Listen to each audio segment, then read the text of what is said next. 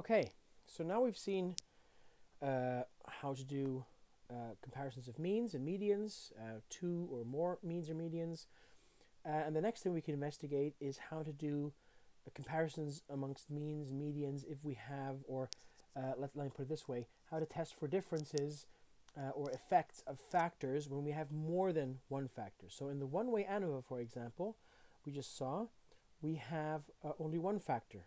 For example, the fertilizer we used, and we might have different concentrations of fertilizer, but it's only one factor that we've tested in our experiment, and we just compare the means between the different factor levels, so the different concentrations of fertilizer.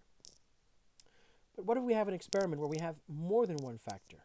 Let's say we have an experiment where we expose plants to different levels of fertilizer, but also expose them to different levels of light. Now we have two factors we're investigating: the fertilizer concentration and the light level. So in this case, we can't just use a one-way ANOVA because that would only work for one of those two factors.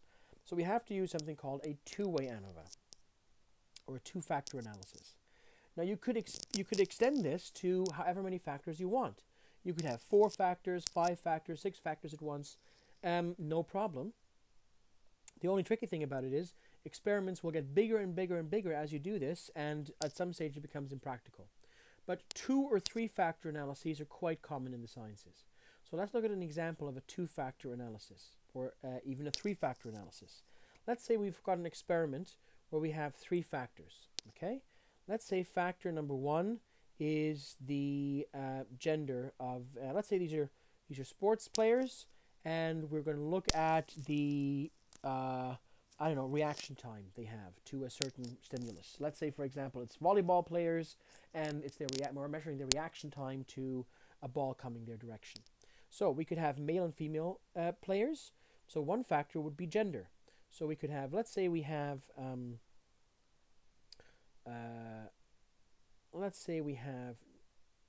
what's a good number here? Let's say we have 12 male players, and we have 12 female players. So what I'm going to do here, I'm entering my data into Minitab, yeah, and I'm going to have 12 and 12. So I'm going to label all the male players with M in this column, and I'm going to label all the female players with F. Okay, male and female players. Now let's say another factor they might have is that they are professional or amateur players. Okay, so professional or amateur, pro or am. So for example, for professional, I could say they're P. For amateurs, they're amateur, M, or A. So I can code these players. Again, for half the male players are professionals in this example. So I'm going to have 6 male players that are professionals, and I'm going to have 6 female players that are professionals. Okay. There we go. 1, 2, 3, 4, 5, 6. And then we're going to have 6 female players that are amateurs, and I'm going to have 6 male players that are going to be amateurs. So I'm going to put the A in for these 6 male players.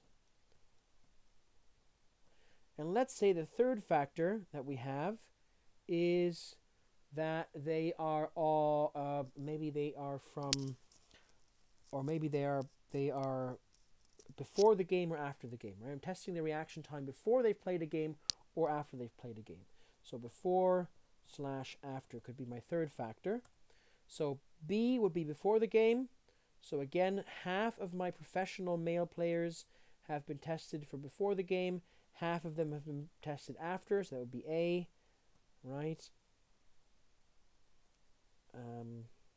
And then again, of the amateur players, the same split: before, after, and after.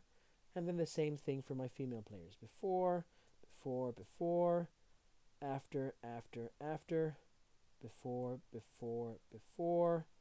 and after.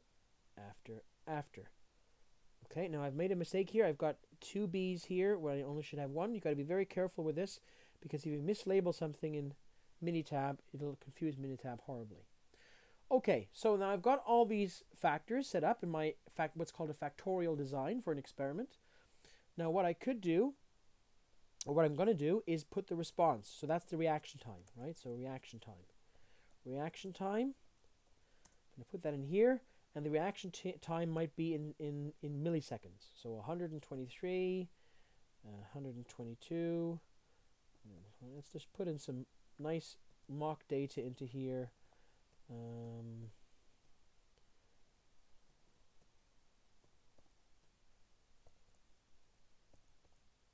Yeah, no idea what this is going to look like, but let's just play around with this.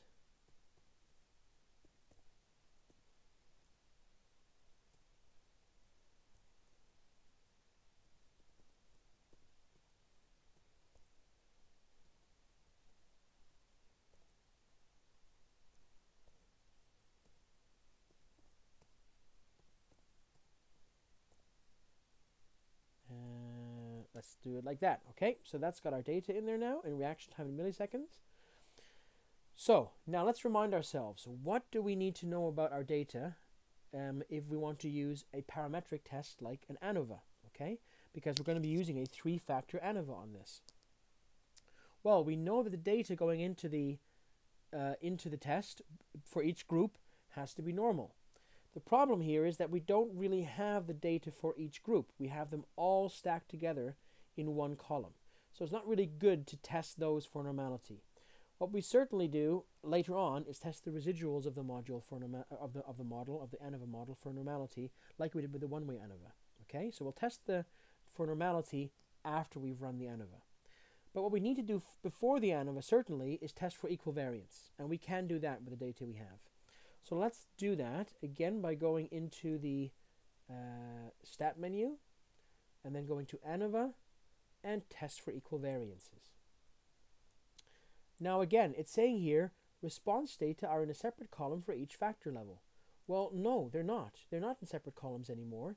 In this case, all the data are in one column. So they're all in one column for all factor levels. Okay? So we select that option, and the response is our reaction time. So we click into this box, we can add the reaction time.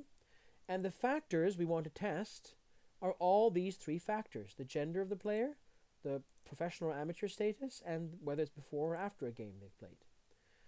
Click OK, and that'll run the ANOVA. And it says, note graphical summary cannot be displayed. That's not a problem. What we can do is we can go up here and we can look for the p-value. The Levene's test p-value in our session window says the p-value is 0.850. That's much higher than our critical significance level of 0.05. So we accept the null hypothesis. There is no difference in the variance between these factors, between these groups, or the factor combinations. Therefore, this data is good to go for a two-factor analysis or three-factor analysis. Okay, so these data are suitable for parametric tests like an ANOVA. Great. So we can proceed with our ANOVA. Now, how do we run the ANOVA? Let's go into the stat menu. Let's go into the ANOVA menu, and you'll note there is no specific option here for a three-way ANOVA. Here we have three factors. A one-way ANOVA was an ANOVA for one factor. So shouldn't there be an option here for a three-way ANOVA, three factors? Well, there is, but because you can't really have options for like a two-way, three-way, four-way, five-way, six-way, etc. ANOVA, they're all combined under something called a general linear model. The general linear model is the generalized version of the ANOVA. In fact, a one-way ANOVA is just a specialized version of the general linear model, but they do have a separate option for one-way ANOVA. All the other ANOVAs are combined under general linear model. So we hover over that, and it allows us to fit a general linear model. So let's do that. Click on that, and it'll ask us what is the response we want to investigate. And the response is, of course, the reaction time. So we click into this box, double-click reaction time, and it'll go into here. What factors do we want to test? Well, all three factors: gender, pro-am status, before and after, right? So all three can go into the factors. And then if we go down here, there's a whole bunch of options that we can investigate in terms of making the model more complicated. One thing we can do, for example, if we click into model,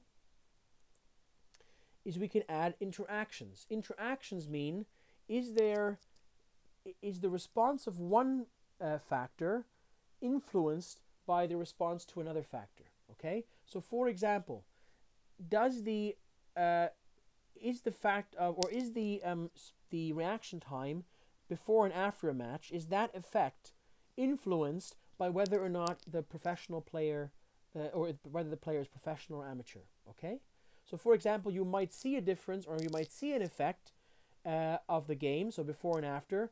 For professional players, you might not see that effect for amateur players. Okay, so that interaction allows you to test for those things. So let's try one interaction. It says here, what interactions do you want to add? Well, we can add the interactions for Pro-Am and before and after for those two factors. So we'll add that, and you can see if I click on add, it'll create a little new line in my model here where it says terms in the model. It'll say do an interaction between the Pro-Am factor and the before and after factor. You can do that for all factors. You can do it just for two. It depends on what your investigation is all about. Okay, so click OK.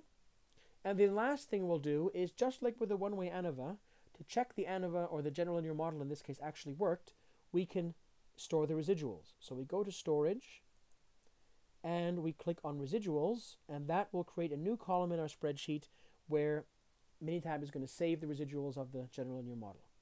Fantastic. Okay, let's click OK. And boom, Bob's your uncle. There is the analysis. First, you'll see that in column number 5, we now have the residuals of the general linear model. And before we look at the results of the general linear model, let's just check if these residuals are actually normal, if they fit a normal distribution. Because if they don't, then our model probably didn't work. It didn't fit the data very well. So let's go to the stat menu. Let's go to basic statistics. And you'll remember down here is the normality test. Let's just choose the Anderson-Darling defaults, click OK. Oh, I have to change. It says no variable called C. You're absolutely right. I'll have to delete that, and I'll have to replace it with the residuals. There we go. Variable residuals. Click OK.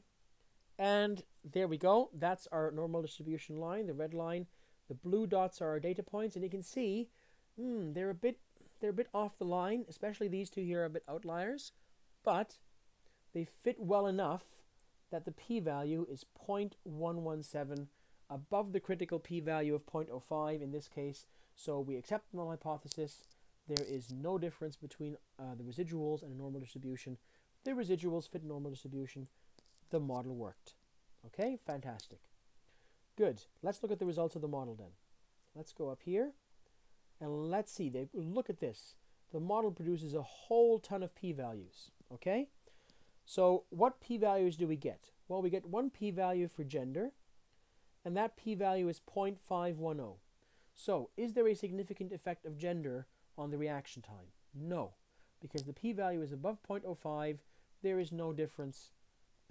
We accept the null hypothesis. There is no difference between those, the mean reaction time for the male and female players.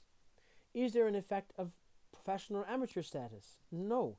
Again, the p-value is 0.546, above the critical p-value of 0.05. We accept the null hypothesis. There is no difference based on whether you're professional or amateur. Finally, the before and after p-value, no significant effect of the game. Before or after, reaction times are the same, pretty much statistically speaking, because the p-value is above 0.05. There is no difference in the reaction time before or after a game.